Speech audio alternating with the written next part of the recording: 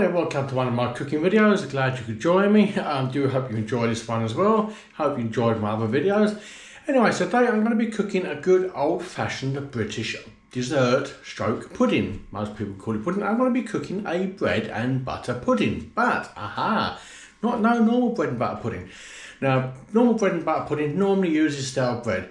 But I normally make it using croissants. And if you've never made a bread and butter pudding with croissants, you don't know what you're missing. The buttery taste of the croissants is absolutely wonderful.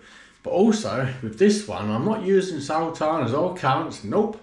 I'm lining it with apples as well. So you have the layer of the croissant, buttered croissant, layer of apple, croissant, apple, etc. And I tell you what, it's a totally different way of having a bread and butter pudding with apple as well. It's absolutely wonderful, and I actually prefer mine cold. Anyway, enough of waffling as per usual. Let's get on over here and see actually what ingredients we are using for this dish. Pretty quick and easy to cook as well. So let's get a look and see what we're cooking with. Right, so for this dish I'm using 5 buttered croissants, and as you can see I've actually cut them into 3, sliced them and buttered them already. Makes it a bit easy and a bit quick. So you get 3 slices out of 1 croissant. So I'm using 5 of those. We're using 4 eggs, 3 if we're using large eggs, but they're smaller. Now I've got 400 millilitres there of milk. Now I've actually put in half a teaspoonful of a vanilla extract. Now you can use vanilla essence, but vanilla extract is much more powerful. So I only put half a teaspoonful in there of a vanilla extract. I've got here 200 grams of sliced apple, which has been in the freezer, so I'll be using that for my filling. Got a bowl of sugar there, so I'm going to sprinkle sugar on each layer as we go along. So about 5 or 6 tablespoonfuls of sugar there, and also 1 fresh nutmeg, which will be grating just on the top. Now, if you want, because it's got apple on, you could actually put a sprinkling of cinnamon between each layer. Again, that is purely optional. If you really want to push the boat out, 1 or 2 tablespoonfuls of brandy or even whiskey in with the milk really gives it a lift as well. But again, if you don't drink alcohol, leave it out. But that is a couple of other options for even bringing it up a bit more. So basically, I've got it all prepared here. So what we just do, apart from beating the eggs up, let's just get this out of the way for now. So there's my dish there. So I'm just going to line the bottom of this dish with some of these slices here. Make sure we get them all fitted nicely. So there we go. So there's just 3 slices on the bottom there. Now a thin layer of apple. We'll only do about 3 layers of this, so thin layer of apple on the top there. Let's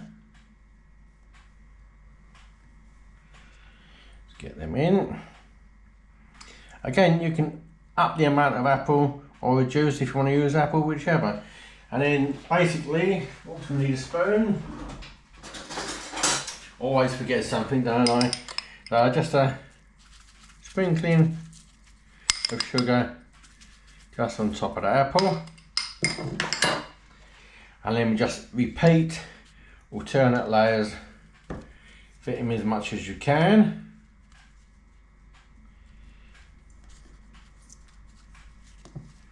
That fits nicely. Again, just another layer of apple on top of that.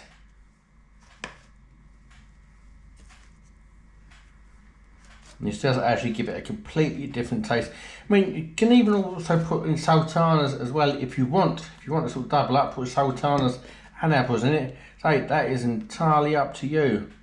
But there we go. So I'm going to build it up till they're all level. Then I'm going to mix the milk up with the eggs. I'll come back when that's done.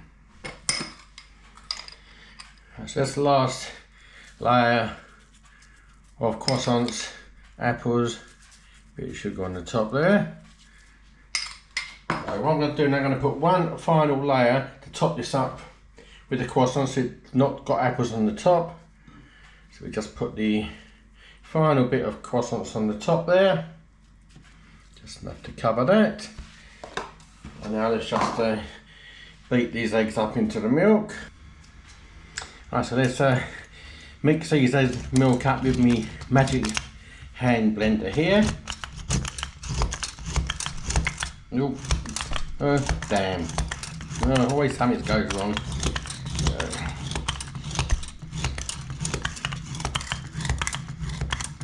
Coming over the edge here, so oops. Actually, let me get a fork, it's going to be better.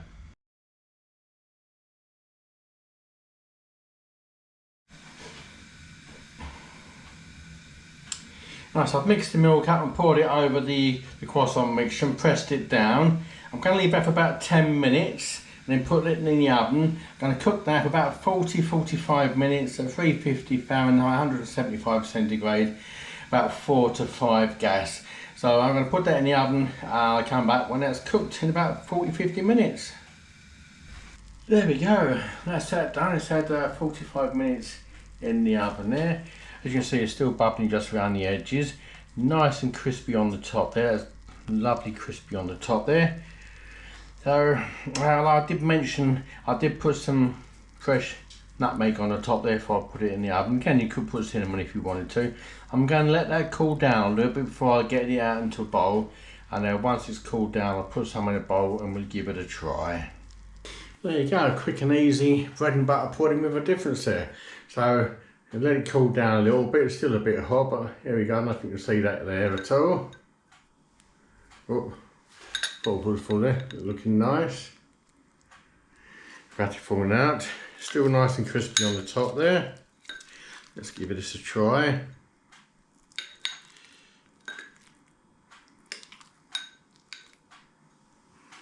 You see the apple there, and when the croissant actually makes it a bit softer than normal bread. But bit of crunchy topping there. But that is very, very nice.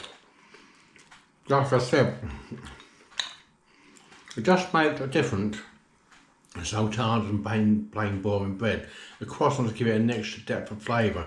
I do recommend you do try it with the croissants. Oops, put off my spoon then. A bit more. That is lovely. And the apples are there, you can taste the apples, just the right sweetness with that amount of sugar. And perhaps it could have done with a bit of cinnamon, I don't know, I'm not that keen on cinnamon really, but I suppose you could put layers of cinnamon in it as well, making it a bit, the nutmeg on top, it does come out nice. A little bit more. That is lovely. Again, I do like my bread and butter pudding cold. I mean, it's nice with custard hot, but I like it to go cold. And then it slices up very nicely. And I prefer it cold. I think it's got a better flavour cold. Nearly finished that already. So anyway, I hope you enjoyed that one. Do give it a shot. So I really recommend that one. Makes a nice difference in normal bread and style, bread and butter with it. Anyway, again, thanks for watching. Do appreciate you watching. Please like, subscribe, click that old button down below. I do appreciate that. And anyway, until the next one, look after yourselves, be kind to one another, and I'll catch you on the next video. And thanks again for watching. Bye.